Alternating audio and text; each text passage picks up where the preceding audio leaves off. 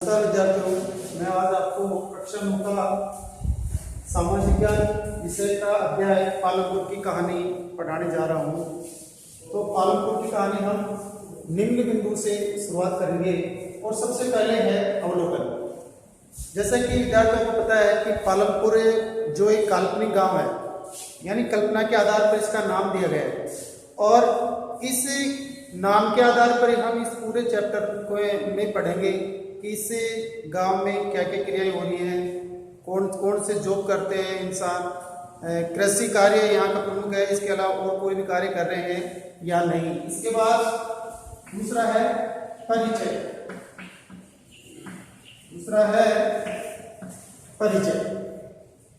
जैसा कि विद्यार्थियों परिचय, पालनपुर गांव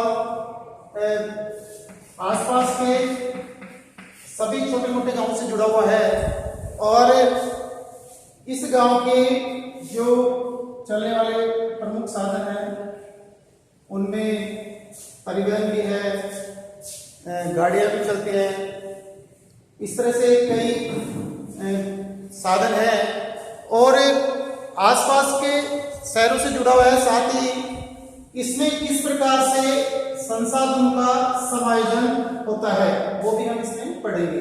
अब प्रश्न ये उठता है कि संसाधन किसे कहते हैं। तो विद्यार्थियों मैं आपको बता दूं कि कोई भी वस्तु या चीज जो हमारे दैनिक जीवन में उपयोगी में आती है संसाधन कहलाती है। जैसे मैं एग्जांपल देके बताऊं, जैसे मेरे लिए संसाधन एक चौक है, बोर्ड है, डस्टर है, इस तरह से अलग अलग संसाधन है। तीसरा है गांव की प्रमुख क्रियाएं। तीसरा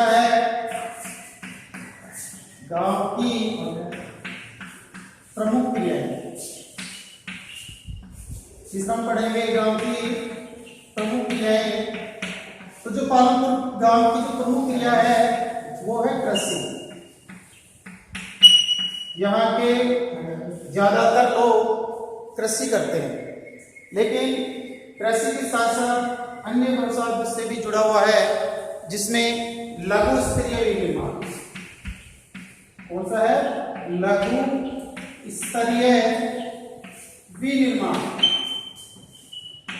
यानी गांव के लोग अपने घरों में कुछ न कुछ निर्माण करते हैं, जिसको हम बोलते हैं कुटीर उद्योग।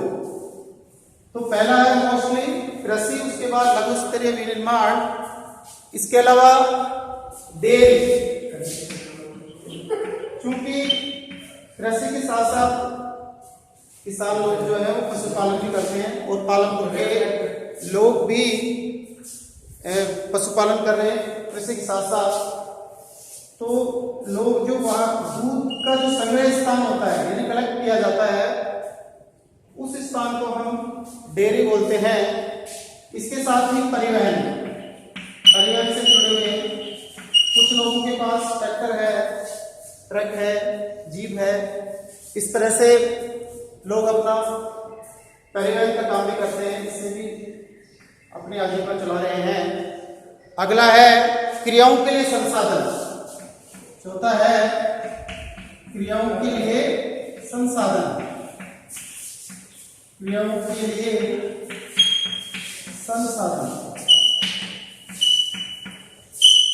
विद्यार्थियों, कृषि क्रिया है और कोई भी काम करने के लिए हमें संसाधनों की आवश्यकता होती है, यानी काम करने के लिए संसाधन औजार की आवश्यकता होती है। जैसे किसान है, किसान के लिए ट्रैक्टर की आवश्यकता होगी, अगर वो हल जोतता है तो बैलों की आवश्यकता होगी। इस तरह से क्रियाओं के लिए अलग अलग प्रकार से संसाधनों की आवश्यकता होगी। एग्जाम्पल के लिए जैसे लघु स्तरीय विनिर्माण यानी कुटीर उद्योग बना रहे हैं तो उनके लिए कच्चे माल की आवश्यकता होगी। इसके बाद हम अगला पढ़ रहे हैं पालनपुर गांव का परिचय।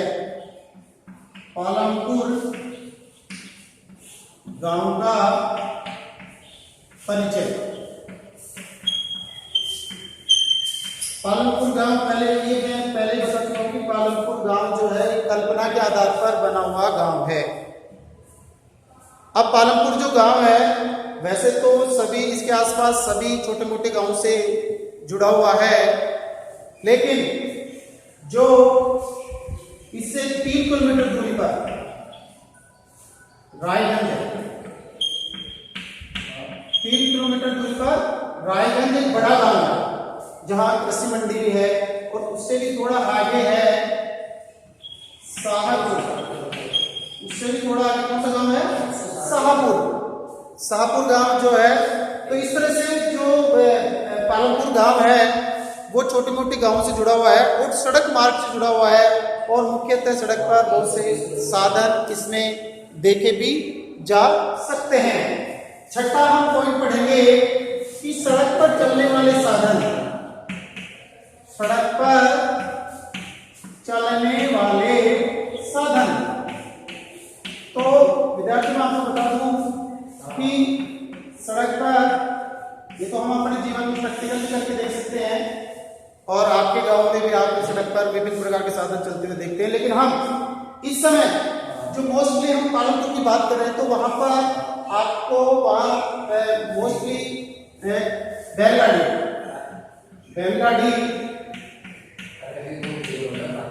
दूसरा है भैंसा बग्घी, तीसरा है ट्रैक्टर है, ट्रक है, ये भी वहां पर उस सड़क पर चलते हुए देखे जा सकते हैं, जिनमें वो लोग अपने साधन यानी अपनी जो कृषि कार्य है, वहाँ के जो साधन सामान है वो मंडियों तक पहुँचाते हैं।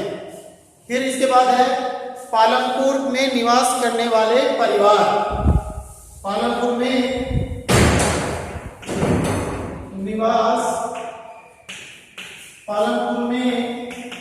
निवास करने